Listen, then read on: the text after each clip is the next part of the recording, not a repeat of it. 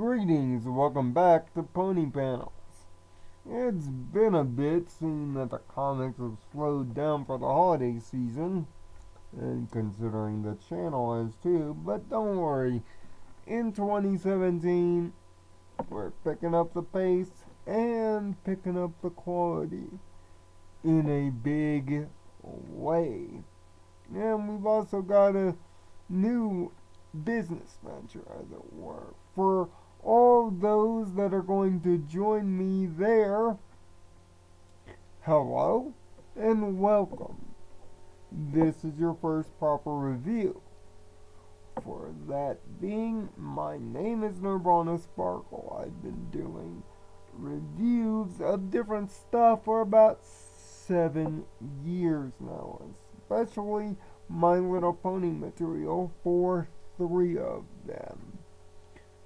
This will be your first indication of a series that I've done here on YouTube known as Pony Panels. And if you are watching this on YouTube and this is your first time, welcome.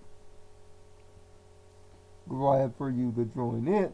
And you picked out a great time to do so, as we're talking about the newest Pony Panel, as I like to call it, Friends Forever number 35.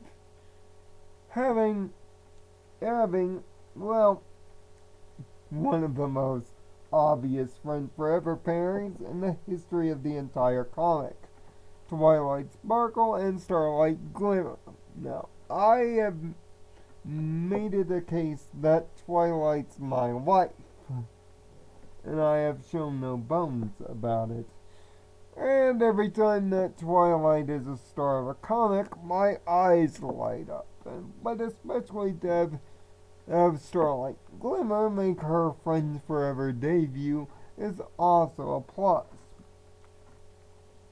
But the comic they're paired in is somewhat of a cliche, but yet understanding for these two characters, because it is sort of in their nature. It's just expressed too much, and that is competicism.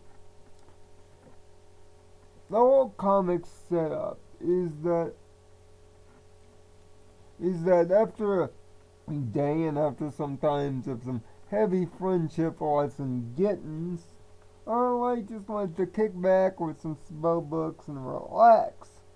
Meanwhile, Twilight, being the ever so cute nerd, is once again looking to reorganize and reshelve books. This time, more importantly, in the old Castle of Two Sisters from Castlemania. Spike has come along too, but it quickly becomes an argument verbal fight,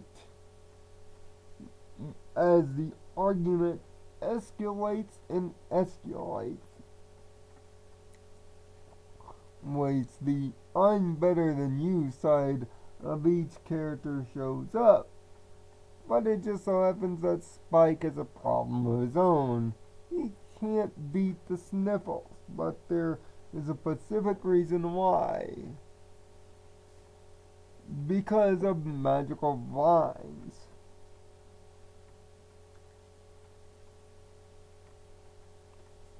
Magical vines that make up a lot of the big problem with the dust. You see, these vines, known as scam vines, at least that's what I believe they're called, but I'll just call them, for simple sake, argument vines. Because these things feed off of negative emotions, especially argument. Kind of sounds similar to the Siren's power in Rainbow Rocks, come to think of it. In fact, it's kind of the same thing, just a lot less broad. with Starlight and Twilight having conversations and arguments that ultimately lead into put downs of each other. They can't see the vines for the trees until it's too late. But the vines grow massively out of control, and it's up to the three to stop the vines once and for all.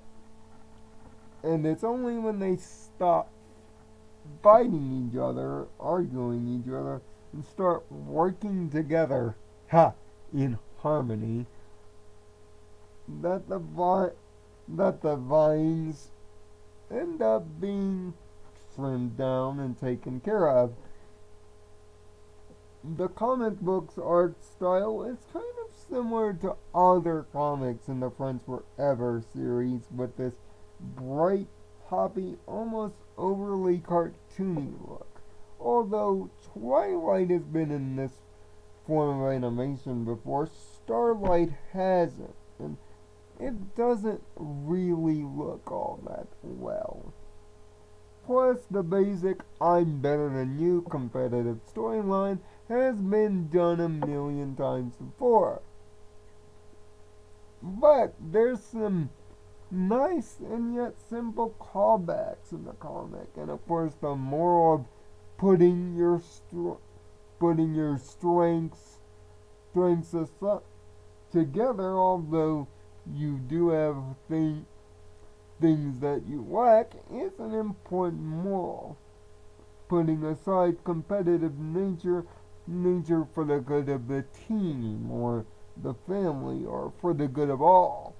It's always a good lesson, and it definitely works with these two, and both of their character natures shine through, and especially Spike's does.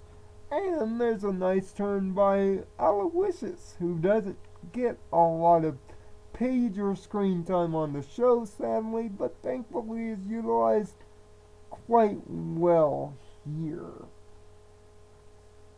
But the most important of these callbacks is that Star's World the Beard also had to deal with these evil vines back in the day, and we get a short flashback.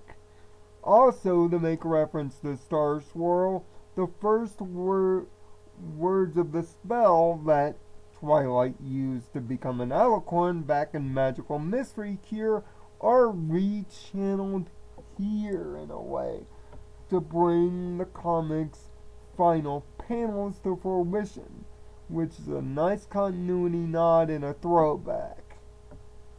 This comic, albeit cliched, turns out okay in the end, and ends up working for the new teacher-pupil set, and also reinforces a lot of things in the show itself. So if you like reading the comics, or you need more Twilight and Starlight in your life, this comic's a good fit. I give it a strong 5 out of 6 in my harmony scale, 6 being the strongest, 1 being the weakest.